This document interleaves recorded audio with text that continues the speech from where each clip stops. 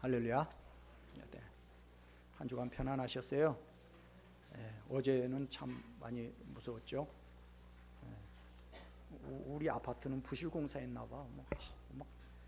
그 옥상에 그 뭐 이렇게 붙여놓은 것 있잖아요. 그게 다 떨어져 갖고 막 이렇게 날라오는데 슉 날라오는데 뭐야, 우리 집 창문 두드리는 거야, 뭐야. 막 날라다니. 옥상에 그 뭐야, 뭐 이렇게 붙여놨, 아파트 옥상에 뭐 이렇게 붙여놨더만요. 예? 몰라, 우리 아파트 그 부실공사했나 봐.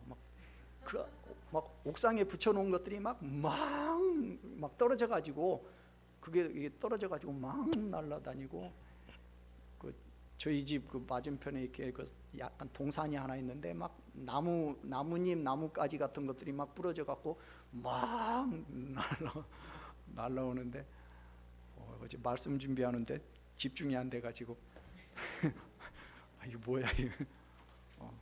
여러분 어때, 뭐 피해 없었습니까? 네, 감사합니다. 네. 바람이 세다고요. 또 종탑, 사실 뭐 그 교회 종탑이 오래되면 쇠가 부식해 갖고 뭐 태풍에 넘어질 수도 있거든요. 근데 성도님들은 또 그렇게 생각 안 해. 뭐야, 우리 교회 종탑이 무너졌어, 이거 무슨 일이 있는 거야, 이렇게 이제 또 생각을 이렇게 해서 은혜 안 된다고 또 사람들 그렇게 생각을 할 수도 있거든요. 제가 어제 와봤는데 그냥 잘 서 있더라고요.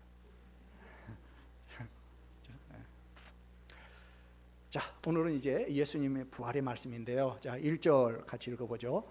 안식 후 첫날 새벽에 이 여자들이 그 준비한 향품을 가지고 무덤에 가서, 안식 후 첫날 새벽은 이제 안식일이 끝나는 토요일 날 저녁 6시 이후에 돌아오는 새벽이니까 결국은 주일 새벽이죠. 유대인의 관습에 의하면 이 날은 이제 하나님이 정해놓으신 그 안식일이 끝나고 다시 이제 일상생활로 돌아가는 날이에요. 그러니까 오늘날로 하면 우리 월요일 아침하고 같은 날인 거죠. 근데 이 날이 이제 기독교 역사상 매우 특별한 의미를 갖게 돼요. 이 날은 예수님께서 사망 권세를 깨뜨리시고 부활하심으로 구속사의 새로운 여명을 여는 날이고, 안식일을 지키는 유대교의 전통하고는 달리 일요일에 이제 예배를 드리는 기독교의 새로운 전통이 수립되는 바로 계기가 이제 되기 때문이죠. 자, 이 여자들이 예비한 향품을 가지고 무덤에 간 시간은 새벽이라고 그랬어요. 새벽, 즉 해 돋는 시간은 이제 예수님의 부활로 사단이 지배하던 어둠의 시대는 물러가고 그리스도가 통치하는 새로운 여명의 역사가 밝아온다라는 걸 상징적으로 보여주는 시간이죠. 부활의 주님을 믿는 자는 이제 더 이상 어두움 가운데 거하는 자들이 아니라 빛 가운데 거하는 빛의 자녀들인 거죠. 여인들은 이른 새벽 아직 어둠이 짙을 때 집을 나서 가지고 이제 새벽이 밝아올 때쯤 이제 무덤에 도착한 것으로 보여요. 2절 같이 읽습니다. 돌이 무덤에서 굴려 옮겨진 것을 보고, 자, 마태복음에 보면요, 대제사장들과 바리새인들은요 이제 경비병들과 함께 돌을 임봉하고 경비병들로 하여금 무덤을 지키게 했어요. 그래서 마가는요, 여인들이 무덤을 향해서 가면서 누가 우리를 위해서 그 무덤 문에서 그 무거운 돌을 누가 굴려줄까, 그걸 염려했다고 그랬거든요. 그런데 오늘 보니까 막상 무덤에 여인들이 도착해서 보니까 무덤을 막고 있는 그 무거운 돌이 옮겨져 있는 거예요. 그러면 누가 그 돌문을 열었을까요? 마태복음에 보니까 큰 지진이 나며 주의 천사가 하늘로부터 내려와 돌을 굴려내고 그 위에 앉았더라 그랬어요. 그러니까 주의 천사가 내려와서 그 무거운 돌문을, 그러니까 이게 유대인들의 무덤은요 이렇게 굴이에요, 이렇게 굴. 그래서 이게 가운데 이게 시신을 이제 이렇게 모셔놓는 그 테이블이 몇 개 있고, 그다음에 이제 벽에는 다 이제 나중에 유골을 수습해서 이제 이렇게 몇 대 할아버지, 몇 대 할아버지, 할머니 뭐 이렇게 다 이렇게 모시는 이제 그런, 우리로 말하면 이제 그런 시스템이에요. 근데 그 입구는 이제 그 아무나 그 뭐 짐승들이 또 들어가면 안 되니까 이렇게 입구를 그 동그라만 무거운 돌이 이렇게 입구를 막고 있어요. 그래서 이제 장정들이 그 돌을 이제 굴려서 이제 사람들이 이렇게 드나들 수 있게 이제 그렇게 돼 있는데, 근데 천사가 그 돌을 옮겼대요. 천사 무지하게 힘 세죠, 그죠? 아니 천사 힘 세요, 힘 세요. 세요? 자, 근데 이게 뭐냐면 이게 무덤의 돌이 천사가 옮겼다는 것은 하나님의 초자연적인 개입으로 옮겨졌다는 얘기인데, 그 이야기는 예수님의 부활 역시도 하나님의 개입에 의해서 발생한 초자연적인 사건이란 얘기예요. 자, 그래서 3절 읽습니다. 들어가니 주 예수의 시체가 보이지 아니하더라. 자, 유대 종교 지도자들은요, 예수가 다시 살아나지 못하도록, 그리고 또는 예수의 시신을 제자들이 훔쳐가 놓고 예수 부활했네 이렇게 떠들어대지 못하도록 무덤을 경비병을 둬가지고 굳게 지켰어요. 근데 보니까 예수님이 그 무덤 문이 열렸고 부활을 해버린 거예요. 여인들이 무덤 안에 가봤더니요, 돌문이 열려 있으니까 안에 들어가 봤는데 예수님 눕혀놓은 그 침상 위에 시체가 없어진 거예요. 4절 같이 읽습니다. 이로 인하여 근심할 때 문득 찬란한 옷을 입은 두 사람이 곁에 섰는지라.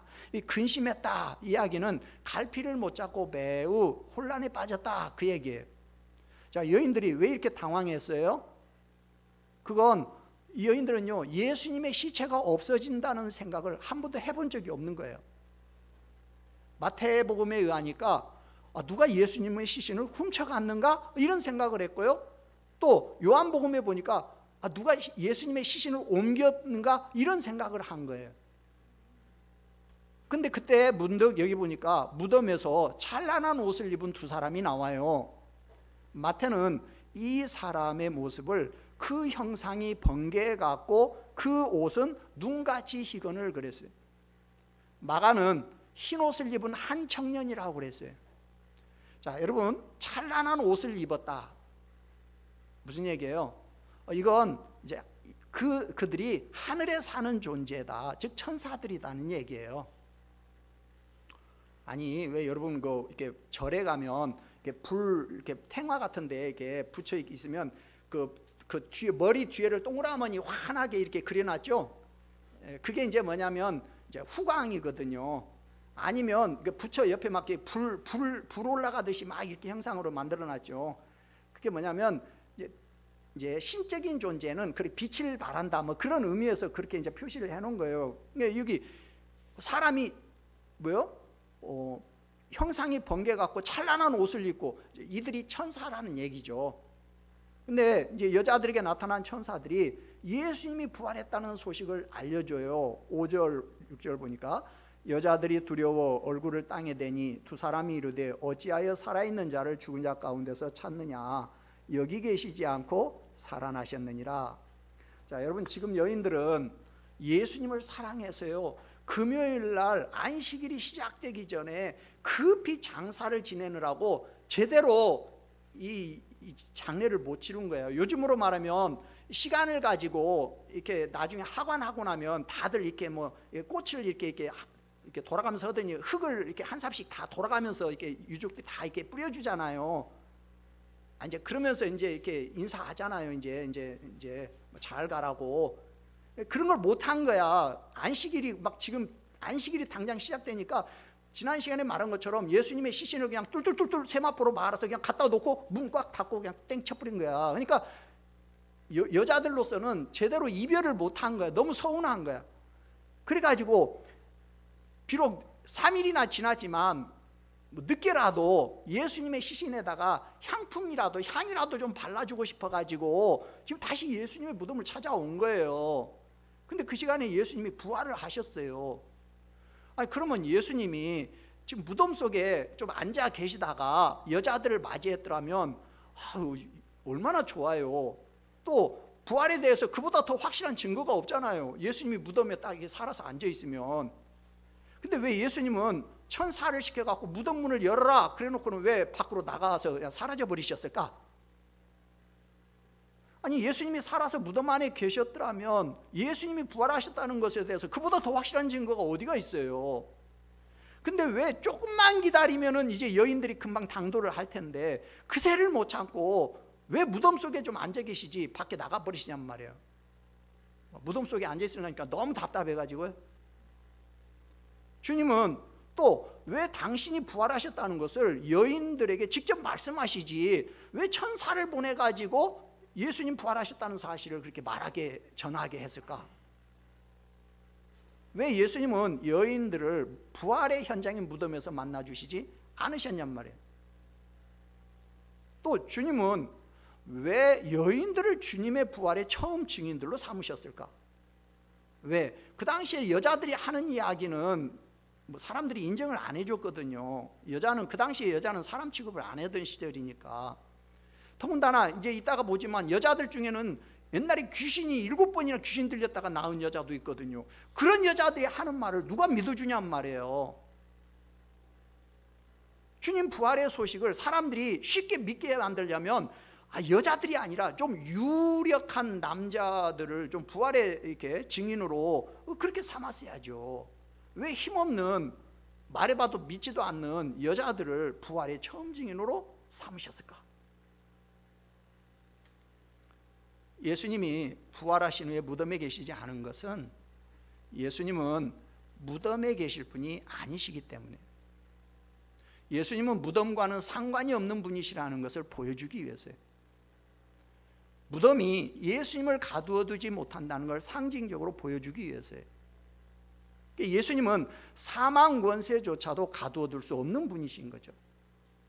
기독교는 예수님의 시체를 붙잡고 숭배하는 그런 종교가 아니에요. 기독교는 시신에 향유나 바르면서 지난 날을 회고하고 아픔을 달래는 그런 종교가 아니에요. 이것이 기독교와 다른 종교의 차이죠. 예수님의 부활은 기독교가 고난의 종교에 머무는 것이 아니라 부활의 종교라는 걸 분명히 밝혀줍니다. 예수님의 부활은 아담의 범죄 이후에 사단에게 모든 인류가 속박을 당했던 사망 권세까지 물리치신 사건으로 예수님이 바로 하나님의 아들이시라는 걸 분명히 보여주는 사건이에요. 예수님의 부활은 사단과의 영적인 전쟁에서 패배의 역사를 승리의 역사로 전환시킨 사건인 거예요. 예수님의 죽음이 마귀의 세력에 대한 패배가 아니라 인류의 죄를 대속하는 하나님의 구속사를 이루는 특별한 죽음이었다라는 사실이 바로 예수님의 부활로 확연히 이제 증명이 된 거죠. 만약 십자가 죽음에서 끝나버리고 예수님의 부활이 없다면 기독교는 패배의 종교고 절망의 종교일 뿐이지 구원과 승리의 종교가 될 수가 없어요. 그러나 제2의 아담으로 오신 성도들의 대표가 되신 그리스도께서 부활하심으로 장차 그리스도를 믿는 모든 성도들이 경험하게 될 부활을 예시적으로 보여주신 거예요. 그런 점에서 기독교는 소망의 종교죠. 무덤은 배고프다는 말이 있어요. 모든 인간은 다 무덤의 허기를 채워주는 존재들이에요. 어떤 인간도 무덤을 향해 있지 않은 존재는 없어요. 우리가 세상을 열심히 살아간다는 것은 어떻게 보면 그만큼 무덤을 향해서 열심히 달려간다는 말 그 이상이 아니에요. 그래서 인생은 불행합니다. 열심히 살아도 결국은 무덤을 향해서 가기 때문에. 그러나 기독교는 그 반대의 상황을 이야기해요. 무덤으로 향했다가 거기에서 달려나오는 상황을 이야기해요. 누구도 상상할 수 없고 누구도 고안해낼 수 없는 이야기를 이야기해요. 기독교의 위대함이 바로 여기에 있는 거죠. 인간들은 무덤을 향해서 달려가지만 그러나 기독교는 무덤문을 열고 나오는 것을 이야기해요. 세상은 죽음의 크고 강하고 엄숙함을 이야기하지만 기독교는 죽음이란 것이 얼마나 작고 보잘것없는 존재인가 하는 것을 이야기해요. 심지어 그래서 죽음을 잠이라고 이렇게 표현을 해요. 이것이 기독교 신앙의 진수고 예수님 부활의 진정한 의미인 거죠. 오늘 우리에게 필요한 것이 바로 이 부활 신앙이에요. 그래서 첫째로 아무리 남다른 희생을 할지라도 부활에 관한 믿음이 없으면 결코 칭찬받을 수가 없어요. 자, 막달라 마리아를 비롯한 여인들이 예수님의 무덤을 찾은 시간은 오늘날로 말하면 안식일인 토요일이 이제 끝나고 그 다음 날인 주일 아침이 밝아오는 새벽 시간이에요. 그 이른 시간에 여인들이 무덤에 간 목적은 예수님에게 향품과 향유를 발라주기 위해서. 향품과 향유는 시체의 썩는 냄새를 막기 위해서 사용되던 거예요. 제가 지난 시간에 말씀을 이제 전할 때 혹시 뭐 이렇게 이렇게 유익 있게 들으신 분이 계실지 모르겠는데, 시체에 썩는 걸 방지하기 위해서도 이렇게 발랐다고 그 얘기를 잠깐 하고 지나갔는데 들으셨나요? 예, 감사해요. 뭐 우리 성도님들은 제가 하는 이야기 한 마디도 안 놓치고 이렇게 다 들으시니까 정말 감사해요. 그죠? 아니 진짜로 제가 감사해서 하는 얘기예요. 그죠? 저도 이렇게 여러분 같이 이렇게 앉아서 이렇게 그런 시절이 이제 오래 있었어요. 근데 피곤할 때는요, 이렇게 눈 뜨고 이렇게 목사 쳐다보고 있는데요, 근데 아무 생각도 안 나요. 멍해갖고요. 나중에 끝나면요, 뭔 말씀했지? 들을 때는 다 들려요. 그리고 맞아, 그래. 근데 이제 정신 딱 차리고 보면 아무 생각도 안 나요. 그러니까 여러분들은 이제 잘 기억해 주세요. 근데 그 말씀을 제가 한 주간 동안 집에 가서요, 고민을 많이 해봤어요. 이걸 내가 찾아봤어요. 근데요, 유대에서는요, 이집트에서처럼 시체를 보존하기 위해서 미라를 만들거나 아니면 시체의 부패를 방지하기 위해서 시체에 무슨 약품을 바르고 이런 풍습이 없었어요. 그러니까 그냥 뜨거운 날씨 때문에 시체가 급속히 부패하니까 이 향품과 향유는 뭐냐면 그 부패할 때 발생하는 그 냄새를, 악취를 제거하기 위해서 이제 사용했던 거예요. 근데 이제 잘 알다시피 유대인의 정결법상 시신을 만지는 것은 이건 이제 기피되는 현상이죠. 안 되는 현상이죠. 그런데 지금 이 여인들은요, 죽은 지 그것도 바로도 아니고요, 3일이나 지난 예수님의 시신에 향품과 향유를 바르려고 온 거예요. 얼마나 예수님을 사랑하는 그 사랑이 크고 헌신적입니까? 어떤 사람들은요, 시신에다가 이렇게 향품과 향유를 이렇게 바르는 것은 일반적인 장례가 아니라 왕의 장례 절차로 이렇게 보기도 해요. 역대하 16장 14절을 보면 아사왕이 죽었을 때 사람들이 장례를 치를 때 이렇게 법대로 각양 향 재료를 가득히 채운 상에다가 그 시신을 이렇게 모셨다고 이렇게 그렇게 돼 있거든요. 자, 만약에 그 주장이 맞다면 예수님이 이 땅에 오실 때는 정말 비참한 모습으로 오셨지만, 그러나 가실 때는 요셉이 준비해 놓은 이 부자의 무덤에, 그리고 뭐예요? 이 왕 같은 그런 왕의 장례의 예우를 받고 가셨다라고 볼 수 있는 거죠. 결국 여인들은요, 예수님을 하나님의 아들이요 만왕의 왕이라는 신앙 고백적인 행동으로 지금 이렇게 하려고 한 거예요. 그렇지만 예수님이 부활을 안 하셨다 해도 여인들이 사실 예수님에게 향유를 바르는 목적을 이루기는 어려웠을 거예요. 왜?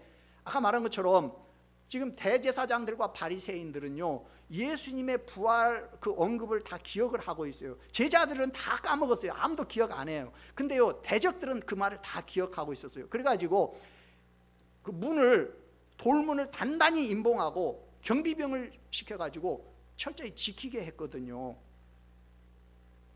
여인들은 갈릴리에서부터 예수님의 고난과 죽음의 현장까지 줄곧 따라왔어요. 그리고 아리마대 요셉이 예수님의 시신을 장사 지내는 곳까지 따라가서 그 장례가 끝날 때까지 다 지켜봤어요. 그러니까 이제 우리가 아직 안 봤지만 요한복음에 보면 니고데모가 몰약과 침향 섞은 것 한 100근쯤을 가져와 가지고 장례에 쓴 것도 봤을 거예요. 근데 자기들 손으로 또다시 향품을 준비해서 부활의 역사적인 새벽에 다시 등장한 것은 그만큼 예수님에 대한 사랑이 컸다는 얘기죠. 주님이 여인들의 그 마음을 모르실 리가 없죠. 근데 어떻게 하셨어요? 자, 우리 5절을 다시 읽어보죠. 여자들이 두려워 얼굴을 땅에 대니 두 사람이 이르되 어찌하여 살아있는 자를 죽은 자 가운데서 찾느냐. 자, 예수님의 시체가 없는 예상치 못한 상황으로 인해서 몹시 당황하던 여인들은 이제 찬란한 옷을 입은 두 천사를 발견하고 두려움에 사로잡혔어요. 이제 우리가 부활하신 이제 예수님을 만나면 막 아이고 예수님 반갑습니다 막 그럴 것 같지만요, 우리 성경에 보면 한결같이 부활하신 예수님을 본 사람들은 다 땅에 엎드려져요. 그렇죠? 그러니까 이제 이 여인들도 마찬가지예요. 무덤에서 일어난 이 일련의 어떤 경이로운 사건들에 충격을 받은 여인들은요, 갑자기 막 빛이 팍 나는 이 천사가 등장하니까 두려움으로요, 얼굴 엎드려서 얼굴을 땅에다 팍 댄 거예요. 그때 천사의 말이 들려왔는데, 어째서 살아있는 사람을 죽은 자 가운데서 찾냐는 거예요. 살아있는 사람을 죽은 자의 거처인 무덤에서 찾으면 안 된다는 거예요. 지금 무덤이나 죽음은 유한한 존재인 인간을 가두는 족쇄인 것이지 생명 그 자체이신 예수님을 가둘 수는 없다는 거예요. 예수님은 이미 부활하셨다는 거예요. 주님은 그걸 더 확실하기 위해서요, 천사도 몇 명을 보냈어요? 2명을 보냈어요. 천사도 이렇게 명이라고 세도 되는 거니 뭐 2마리라고 해야 하나? 2마리라고 하면 좀 그렇네. 2를 어째 2를 보냈어요. 4절을 보세요. 4절. 이로 인하여 근심할 때 문득 찬란한 옷을 입은 몇 사람이? 2사람이 곁에 섰는지라. 그러니까 이제 천사가 사람의 모습을 하고 나타났기 때문에 성경은 2사람이라고 이렇게 기록을 한 거죠. 근데요, 마태복음이나 마가복음에 보면요, 천사 1명만 등장해요. 그렇게 한 것은 아마 이 2 천사 가운데 이제 주도적인 역할을 한 그 한 천사만 아마 이제 이렇게 부각을 시킨 것 같아요. 그러나 이때 나타난 천사의 수는 오늘 누가가 언급한 것처럼 2이었을 거예요. 주님은 왜 한 천사만 보내서 말해도 되는데 왜 2 천사를 보내주셨을까? 2은 증인의 숫자예요. 그러니까 사람들이 믿기 어려워하는 이 부활에 대한 증언에서 법적인 효력을 발생시키려는 의도에서 천사를 하나가 아니라 2를 보내주신 거예요. 2 천사가 나타나서 증언을 한다는 얘기는 예수님의 부활이 사실이라는 거죠. 그러니까 살아나신 예수님을 죽은 자 가운데서 찾는 것, 이건 엄히 책망받을 일이에요. 2 천사는 예수님을 위해서 희생할 줄 아는 정말 아름다운 믿음을 가진 여인들을 향해서요, 야, 너희들 정말 부지런하고 정말 열심히 특심이구나 칭찬한 게 아니라 어째서 산 자를 죽은 자 가운데서 찾냐, 책망했어요. 아무리 우리의 믿음이 예수님을 향해 있고 그 사랑이 남다르다 할지라도 우리에게 부활하신 예수님에 대한 확신이 없다면 그것은 믿음으로서 또는 사랑으로서 가치가 있다고 말하기 어렵다는 거예요. 아무리 자기를 불사르는 데 내어줄 정도로 희생적인 봉사를 한다 할지라도 부활하신 예수님에 대한 믿음과 확신이 없다면 그건 진짜 믿음이라고 인정받을 수 없다는 거예요. 여러분이 아무리 남다른 희생을 할지라도 부활신앙을 가지고 있지 못하다면 결코 주님으로부터 칭찬을 받을 수 없다는 거예요. 도리어 부활에 대한 믿음이 없으므로 책망을 듣는다는 거죠. 2번째, 부활신앙에 필요한 것은 주님의 말씀을 붙잡는 거예요. 자, 6절 다시 한번 읽죠. 6절. 여기 계시지 않고 살아나셨느니라. 갈릴리에 계실 때 너희에게 어떻게 말씀하셨는지를 기억하라. 자, 천사들이 예수님의 부활을 말하면서 강조한 게 뭐예요? 예수님의 말씀을 기억하라는 거예요. 그렇다면 예수님께서는 갈릴리에 계실 때 무슨 말씀을 하셨는데요? 자, 천사들이 여인들에게 기억하라 이렇게 요청하는 그 내용이 뭐예요? 7절이에요. 7절 같이 읽습니다. 이르시기를 인자가 죄인의 손에 넘겨져 십자가에 못 박히고 제3일에 다시 살아나야 하리라 하셨느니라 한데, 그러니까 여인들이 기억해야 할 말씀은 뭐냐면 예수님의 죽음과 부활에 관한 예언의 말씀이에요. 예수님이 구속사를 이루는 데 있어서 7절처럼 죄인의 손에 넘겨지고 십자가에 못 박히고 그 다음에 3일에 다시 살아나는 것이 필수라는 거죠. 이 중에 어느 하나라도 누락되면 하나님의 구속의 역사를 이룰 수가 없어요. 예수님은 십자가에 달리시기 전에 제자들에게 3일 만에 부활하실 것을 3번 말씀하신 적이 있어요. 그게 이제 마가복음에 보면 더 확실하게 나오는데 오늘 누가복음에도 역시 3번 나와요. 자, 한번 찾아보죠. 자, 9장 22절. 9장 22절. 자, 9장 22절. 같이 읽습니다. 이르시되 인자가 많은 고난을 받고 장로들과 대제사장들과 서기관들에게 버림받아 죽임을 당하고 제3일에 살아나야 하리라 하시고, 그죠? 자, 9장 44절. 9장 44절. 이 말을 너희 귀에 담아두라. 인자가 장차 사람들의 손에 넘겨지리라 하시되. 자, 18장 32절 3절. 18장 32절 3절 같이 읽습니다. 인자가 이방인들에게 넘겨져 희롱을 당하고 능욕을 당하고 침뱉음을 당하겠으며 그들은 채찍질하고 그를 죽일 것이나 그는 3일 만에 살아나리라 하시되. 그러니까 천사들이 여인에게 직접 언급한 내용은 이 세 번의 말씀 중에 첫 번째 했던 9장 22절에 그 언급된 예수님의 부활의 말씀을 7절에서 천사들이 말한 거예요. 그랬더니 8절, 자 오늘 다시 24장 돌아와서 8절 같이 읽습니다. 그들이 예수의 말씀을 기억하고. 천사들은 여인들에게 예수님이 갈릴리에서 사역하실 때 했던 그 9장 22절 말씀을 전해주면서 부활에 관한 예수님의 말씀을 기억해라 그랬어요. 자, 천사들의 그 말을 듣고 나서 여인들은 그 말을 기억해냈어요. 그러니까 예수님의 부활 예언이 천사들의 입을 통해서 전해지니까 아 맞아, 그때 예수님이 그 말씀을 하셨지. 무슨 얘기입니까? 예수님의 부활은 우연히 발생한 사건이 아니라 이미 오래전부터 예언이 되어 있던 사실이라는 거예요.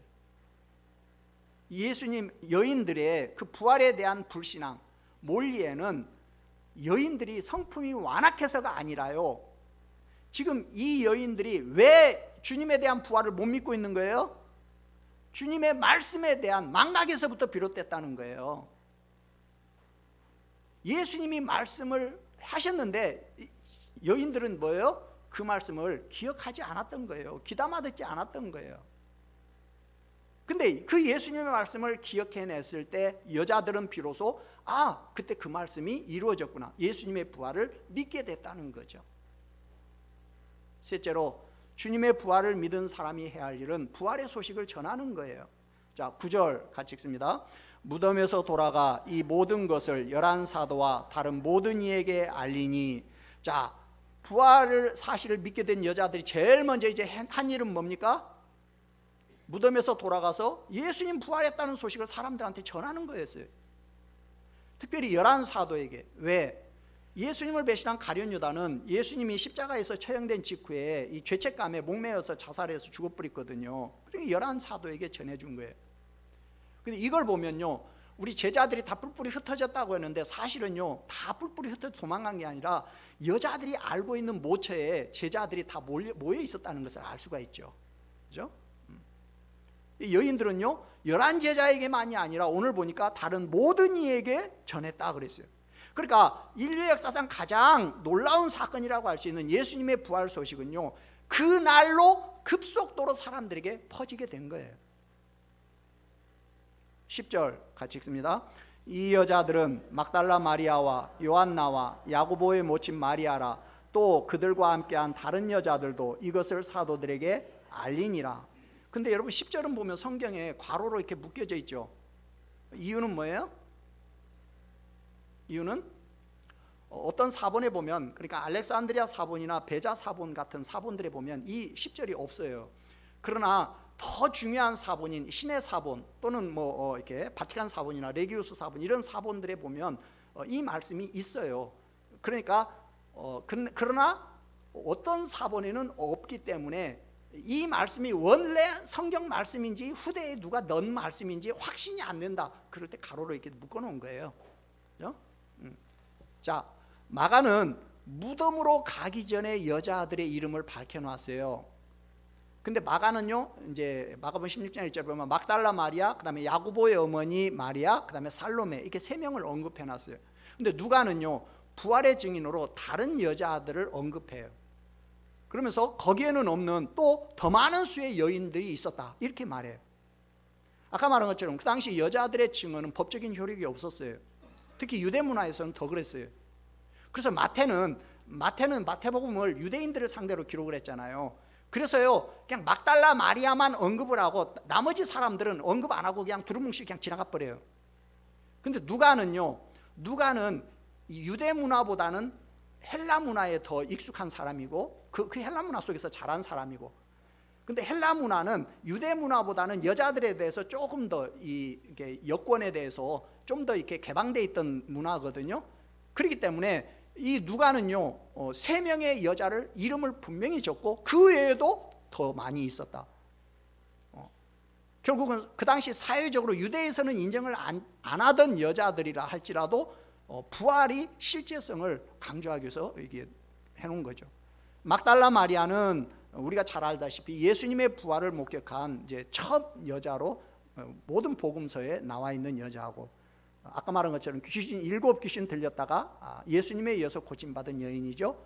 그 다음에 야고보의 요한나가 나오죠. 요한나는 이제 헤롯의 청지기인 구사의 아내로 예수님과 제자들을 섬겼던 여자예요. 마가복음에는 안 나오는 여자입니다. 누가복음에만 나오는 여자고, 그 다음에 야고보의 모친 마리아는 이제 마가복음에 보면 작은 야고보와 요새의 어머니 마리아로 나와요. 작은 야고보라는 것은 세베대의 아들 야고보보다 좀 이게 늦게 태어난 동생 야고보란 얘기예요.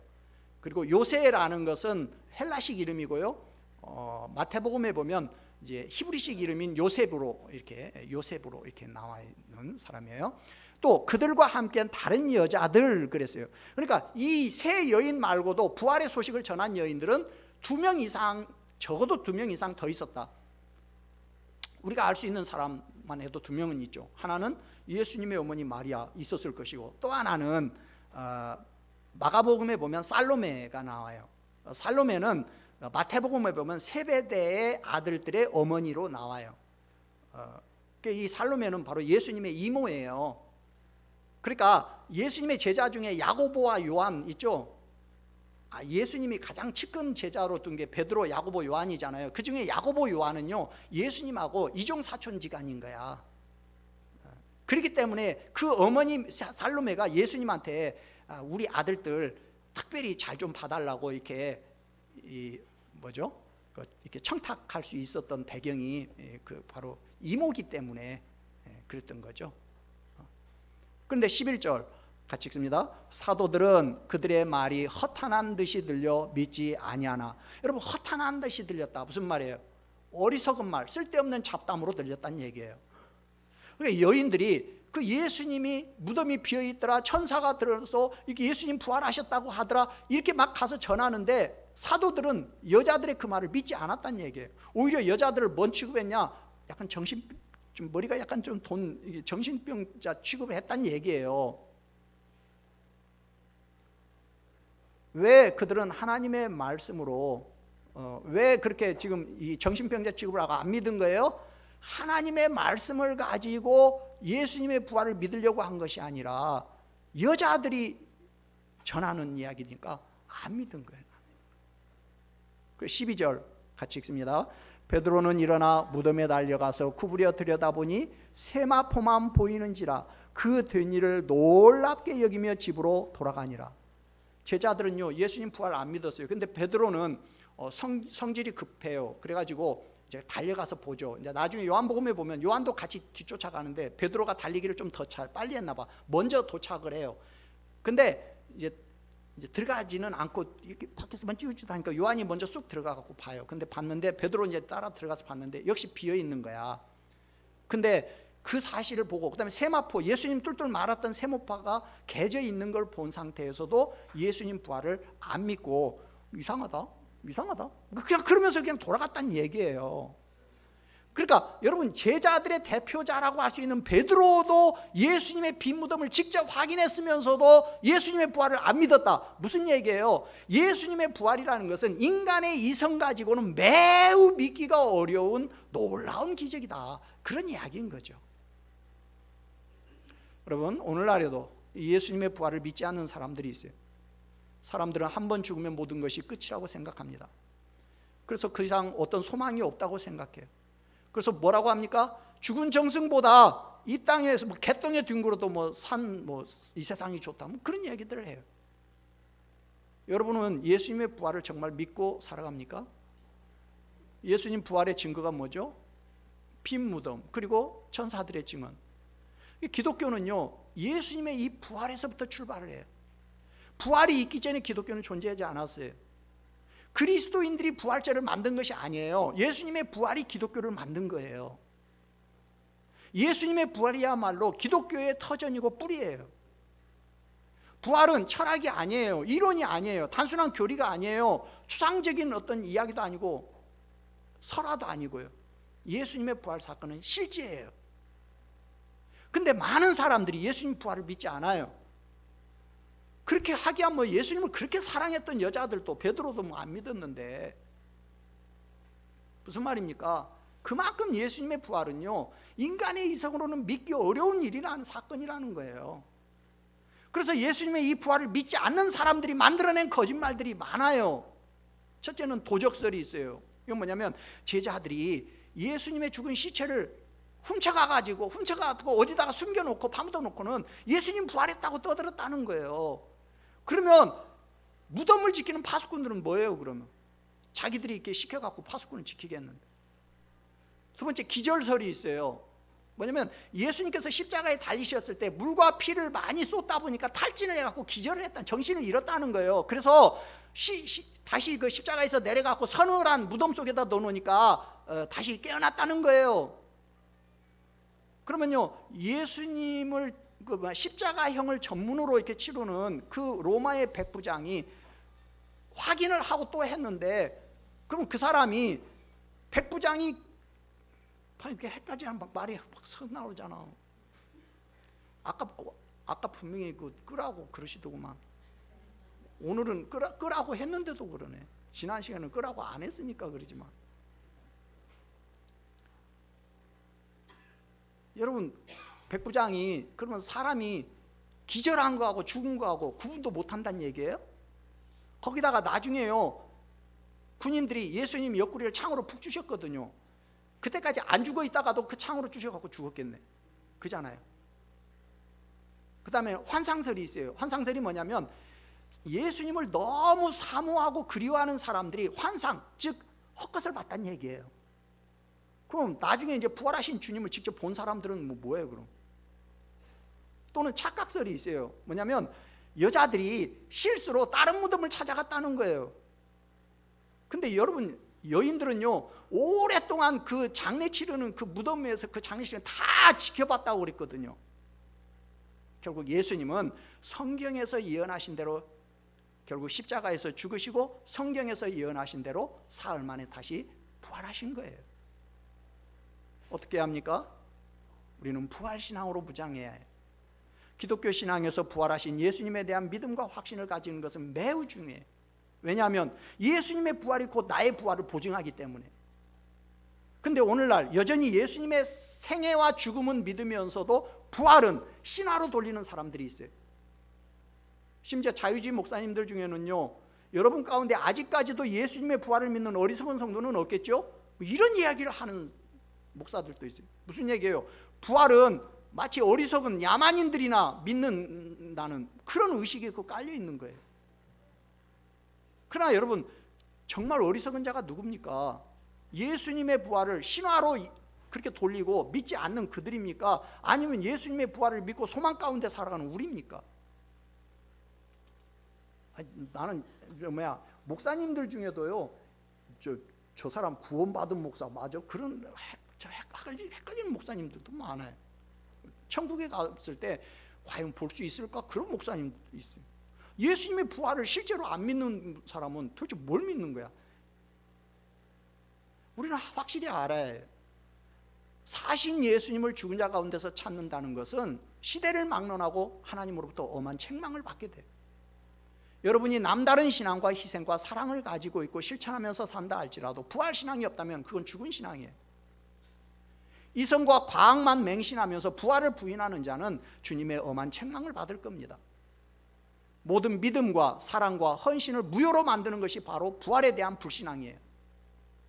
하나님이 가장 싫어하시고 미워하시는 것이 바로 부활을 믿지 않는 불신앙이에요. 첫째로 우리는 무덤에 대해서 연연해 하지 말아야 해요. 오늘날 우리의 장묘 문화를 보면 요즘은 이제 매장보다는 많이 우리나라가 또 화장이 이제 대세가 돼갔죠. 근데 여러분 제가 가만 보니까 재산 좀 있는 사람들은요 아직도 매장을 선호해요. 있는 사람들은 오히려 묘지를 점점 크고 화려하게 만들고 있어요. 그렇지 않아도 좁은 나라에 온 땅이 묘지 투성이야. 이게 어디서 온 거예요? 잘못된 종교, 생명이 없는 종교에서 온 영향인 거예요. 죽음을 이길 수가 없다 보니까 죽음을 중시하게 되고 무덤을 중시 여기게 된 거예요. 그래서 무덤을 자꾸 화려하게 꾸미는 거예요. 이건 유교 문화만 그런 건 아니고요, 유대교에서도 그랬어요. 그들은요, 죽은 이들의 무덤을 화려하게 꾸며놓고 좋아하고 회치를 해서, 회치를 한다는 얘기는 요즘으로 말하면 아주 화려하게 꾸민다는 얘기예요. 여러분, 저도 아직 못 가봤지만 이집트에 가면요, 피라미드 무지무지하게 크다고 그래요. 보지를 않았으니까. 근데 진짜 그 화면 같은 거 보면 무지무지 크더라고. 사람들 그거 보면서 전부 감탄을 합니다. 그러나 그것은 생명이 없음에 대한 반증일 뿐이에요. 중국 진시황릉에 가보면, 여기는 내가 가봤어요. 가는데 병마용 갱이 있는데요, 정말 어마무시하더라고. 근데 그거요, 역시 생명 없음에 대한 반증일 뿐이에요. 여러분, 지금도요, 뭐 스탈린이나 김일성이나 뭐 이런 데는 지금도 그 시체를 뭐 방부제 처리해갖고 막 그 금수상 궁전 그 어마무시하게 큰 정전에 해갖고 막 모셔놓고, 그거 다 왜 그러는 거예요? 생명 없음에 대한 반증인 거예요. 정말 위대한 것은 그런 무덤이 아니에요. 무덤을 필요로 하지 않는 기독교의 부활신앙이 정말 위대하고 능력 있는 거죠. 죽음의 권세를 정복하고 무덤을 무효하신 예수님의 부활의 능력이야말로 정말 위대한 거예요. 예수님 말씀대로 죽은 자들은 죽은 자들로 하여금 장사 지내게 내둬야 해요. 장례를 화려하게 꾸미는 건 그냥 죽은 자들이 하라고 놔두고요, 그건 성도들이 할 일이 아니에요. 요즘도 장례 치를 때 보면요, 참 공원묘지 땅 한 평에 막 몇백만 원씩 한다는데 그 한 평 갖고 뭐 안 되잖아요. 부모님 살아계실 때 효도 안 한 자식들이 그냥 죽은 다음에 효도한답시고 막 난리를 치니까 그거 하지 말라고 말릴 수는 없지만 다 부질없는 일이에요. 성도님들은 너무 무덤에 대해서 연연해하지 마십시오. 둘째로, 주님의 부활을 이성적으로 믿으려고 하지 말고 성경 말씀에 근거해서 믿어야 해요. 왜 사람들이 부활에 대해서 못 믿어요?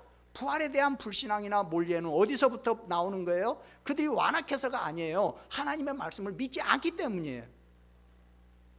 아무리 믿음이 좋은 성도라도 말씀을 놓치면 불신앙에 빠지게 돼 있어요. 불보듯 뻔한 일을 눈앞에 보면서도 그걸 이해하지를 못하게 돼 있어요. 베드로는 예수님의 말씀을 잊고 있을 때 예수님을 부인하는 일을 아무렇지도 않게 했어요. 근데 예수님과 얼굴이 딱 눈이 마주치고 난 다음에 그 예수님의 말씀이 생각나니까 그때서 비로소 눈물과 통곡으로 회개해요. 말씀을 통해 어떻게 살아가고 어떻게 행동해야 할 것을 아는데, 근데 사람들은 말씀을 잊어버리고 살아가요. 그러니까 거기서 어떻게 바른 삶이 나오겠어요? 말씀이 나의 무딘 신앙을 일깨워주고 잠자는 내 영혼을 소생시킵니다. 전에 믿지 못하던 내 마음에 말씀이 믿음을 줘요. 말씀은 우리의 불신앙을 치유하고 무지를 고치고 죽어가는 영혼에 생기를 넣어줘요. 그래서 시인은 여호와의 율법을 즐거워하고 그 율법을 주야로 묵상하는 자가 복이 있다 그랬어요. 그러므로 여러분, 하나님의 말씀을 가까이 하셔야 해요. 하나님의 말씀을 주야로 묵상하셔야 해요. 읽고 또 읽고 마음에 새기고 또 새기셔야 해요. 특별히 부활의 문제는 이성적으로 이해하려고 하면 죽어도 못 믿어요. 왜? 지금 이 세상에서 일어나는 일이 아니기 때문에, 나중에 종말에야 일어날 일이기 때문에 우리 가운데, 역사 가운데 아무도 부활을 경험해 본 사람이 한 명도 없는 거야. 그렇지만 성경에 종말에 주님이 재림하시면 부활이 있다 분명히 말씀하고 계시고, 그리고 예수님이 직접 부활하심으로 그걸 보여주셨어요. 그러므로 우리는 그게 그대로 이루어질 거라는 걸 믿는 거예요. 예수님의 부활은 성경 예언이 다 이루어진다라는 결정적인 증거인 거예요. 그러므로 우리 역시도 장차 부활의 첫 열매가 되신 예수님의 부활에 동참하고 천국의 축복을 받게 될 걸 확신할 수 있는 거죠. 어떻게? 예수님 부활하셨고 성경에 그렇게 기록되어 있으니까. 셋째로, 주님의 부활을 믿는 사람은 주님의 부활 소식을 전해야 해요. 복음이 뭡니까? 바로 예수님이 죽음을 이기고 부활하셨다, 이게 복음이에요. 예수 부활하심으로 이제 모든 인류는 부활하고 예수 믿는 자들은 주님과 함께 더불어 영원히 산다, 이게 복음이에요. 주님의 부활을 본 자들은 다 예수님의 이 부활을 증거했어요. 부활하신 예수님을 만난 자들은 누구를 만나든지 어디를 가든지 이 예수님의 부활을 증거했어요. 오순절 성령 충만한 그리스도의 제자들은 직접 빈 무덤을 보지도 못했고 부활하신 예수님을 보지도 못했지만 예수님이 죽음에서 부활했다고 외쳤어요. 우리도 예수님의 부활을 담대히 전해야 합니다. 왜? 죽음을 이기고 부활하신 예수님 외에는 이 세상에 다른 소망이 없기 때문에. 성도들이 해야 할 일은 무덤을 무효화하신 예수님의 부활을 모든 사람들에게 전하는 거예요. 무덤에 연연해야 할 것이 아니라 예수님을 믿고 영원한 생명을 가지라고 권유하는 일이에요. 여러분, 주님은 남자가 아닌 그 시대에 멸시받던 여자들을 부활의 증인으로 사용하셨어요. 정말 주님을 사랑하고 왕같은 장례를 치러주기 위해서 헌신한 여인들, 예수님 부활 소식을 가장 먼저 접하게 됐고 또 그 소식을 가장 먼저 전하는 영광의 증인이 됐어요. 그리고 주님은 그들의 이름을 성경에 기록해 놓음으로 그들을 존귀하게 만들어 주셨어요. 우리도 도마처럼 부활을 믿지 못하다가 책망받는 사람이 아니라 부활을 믿고 전함으로 칭찬받고 또 생명의 부활에 참여하는 우리 모두가 될 수 있기를 주님의 이름으로 축원합니다. 아멘. 우리 찬송 160장. 여러분은 예수님 부활하신 사실을 믿습니까? 우리는 누구도 예수님 빈 무덤 보지 못했어요. 그리고 천사의 말을 듣지도 못했어요. 그러나 예수님의 빈 무덤을 보고 천사의 말을 들은 것보다 더 확실하게 예수님 부활하신 사실을 믿습니다. 왜냐하면 성경에 그렇다고 기록되어 있기 때문에. 그것이 믿음인 거예요. 이 사실을 믿지 않는다면 그 사람은 믿음의 사람이 아닌 거예요. 주님 부활을 믿지 못하는 사람은 주님으로부터 책망을 받을 수밖에 없어요. 아직도 주님 부활을 믿지 못하는 사람은 이 시간에 주님의 부활이 믿어지기를 위해서 기도하시고요, 이미 주님 부활을 믿는 분들은 이제는 지금도 살아계신 주님과 날마다 동행하는 그런 삶을 살기를 위해서 이 시간에 우리 같이 함께 기도하겠습니다. 할렐루야. 좋으신 아버지여, 은혜와 사랑을 감사합니다. 예수님께서 사망 권세를 물리치고 하나님 정말 부활하신 이 오늘 정말 즐거운 이 본문의 내용을 오늘 저희들이 보면서 하나님, 많은 사람들이 주님 부활하신 사실을 믿지 못합니다. 왜냐하면 이 역사 속에서 아직까지 예수님 말고는 아무도 부활한 사람이 없기 때문에. 그러나 우리는 하나님 예수님의 부활하심을 분명히 믿고 또한 아버지, 우리도 예수님 안에서 분명히 부활할 것을 믿습니다. 하나님, 정말 나중에 주님 역사의 종말이 있고 주님 재림하시면 반드시 그때 모든 예수님을 믿는 자나 믿지 않는 자나 다 부활할 것이고, 그러나 아버지여, 심판의 부활이 있고 영생의 부활이 있다고 했는데 하나님, 그때 우리는 주님과 함께 영원히 사는 영생의 부활을 할 줄 믿습니다. 아버지여, 이 사실을 바라보면서 우리는 오늘도 죽음을 두려워하지 아니하고 죽음을 무서워하지 아니하고 하나님 능히 정말 주님 소망을 가지고 그날을 바라보면서 사는 믿음의 사람들이 되는 줄 압니다. 아버지여, 오늘 이 시간 이 믿음을 우리 성도님들에게 확실히 하여 주시옵소서. 하나님 아버지, 주님의 부활이 믿어지게 하심을 감사합니다. 무덤은 결코 주님을 가두지 못한 것처럼 결코 죽음은 우리를 가두지 못한다는 사실을 믿습니다.